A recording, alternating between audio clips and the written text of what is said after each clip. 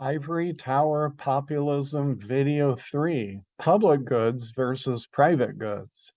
So before throwing around terms like public goods and private goods, we need to understand them. So a public good is defined as a good that demonstrates non-rivalry of consumption and non-excludability.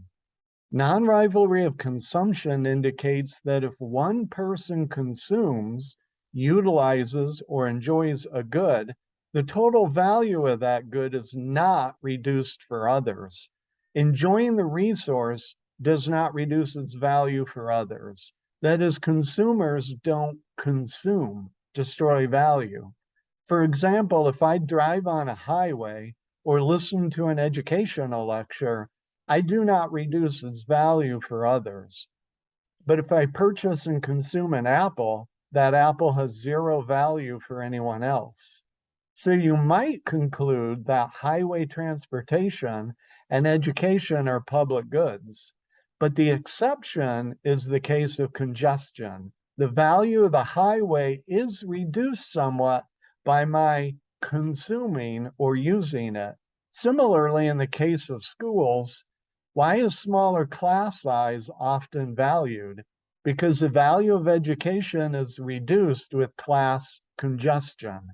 After a certain point, additional students do consume the value of the education product. Non-excludability indicates that you cannot prevent others from enjoying the goods.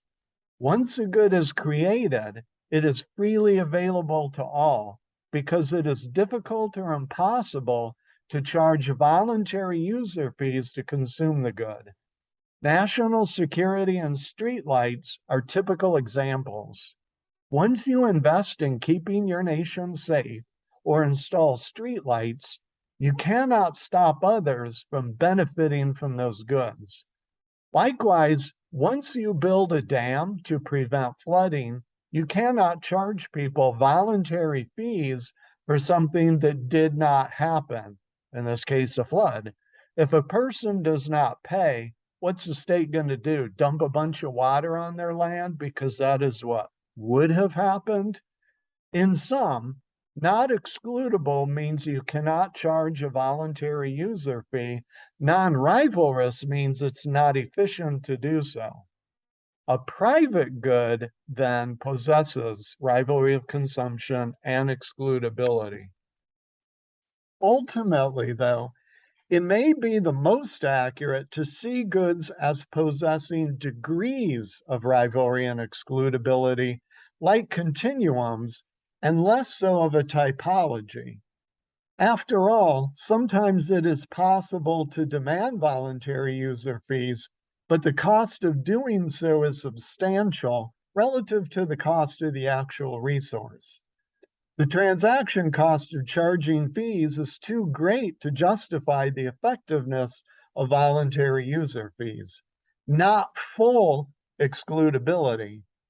And in the case of public transportation, perhaps a modest subsidy could increase ridership substantially. So there's some rivalry of consumption, but not full. Now, a good may be rivalrous, but not excludable, termed common pool resources, or it could be excludable, but not rivalrous, termed club goods. Regarding common pool resources, rivalrous but not excludable, consider clean air, clean water, forests and timber, fishing stock, etc. Also think about what is termed the tragedy of the commons. The tragedy of the commons originally referred to the problem of population and the planet's limited carrying capacity. There is a human tendency to make selfish private decisions that are harmful to the public good. In this case, to overpopulate and exceed the Earth's resources. That is, to overuse natural resources. Later, Hardin offered the allegory of the users of a common pasture that overstock their herds and so destroy the commons, private benefit, public cost. The ranchers overgrazed on public lands and allowed their herds to overconsume the grasses. The individual rancher reaped the entire benefit of the grazing, but the long-term cost was borne by the entire community. Essentially, the cost and benefit of consumption do not line up, creating a network externality. This negative externality leads to overconsumption of the resource. Now let's think about club goods for a moment. Some goods may have what could be called a zone of influence or a zone of excludability. National security is a very large zone, while streetlights have a very small zone. Within that zone, the good is public. Between zones, the good is private. Some might call that local public goods. Building on that concept, public goods with benefits restricted to a specific group are considered club goods, which could include private parks, satellite, cable, etc. These goods are sometimes provided by cooperatives or associations. Homeowners associations are sometimes referred to as private government, or they could actually be local government. These are goods that are excludable, but are shared by more people than usually share private goods, and by fewer people than usually share public goods. Further, each new member or co-owner helps reduce the cost of the club goods. So there will be an optimal size of the goods provision that maximizes the benefit for its members.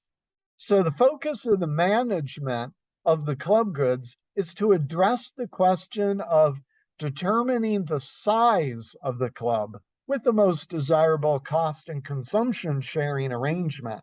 That is, establish the boundary.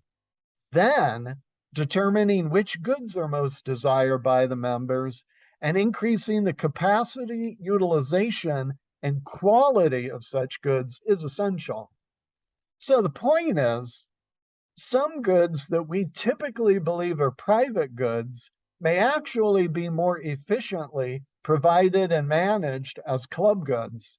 And some goods that we often consider to be public goods may also be better managed as club goods.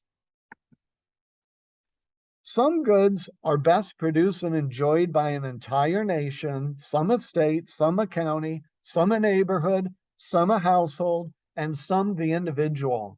No one should be dogmatically biased toward calling everything private goods or calling everything public goods, because it just depends on the good. And here are the references for this video, and I will see you next time.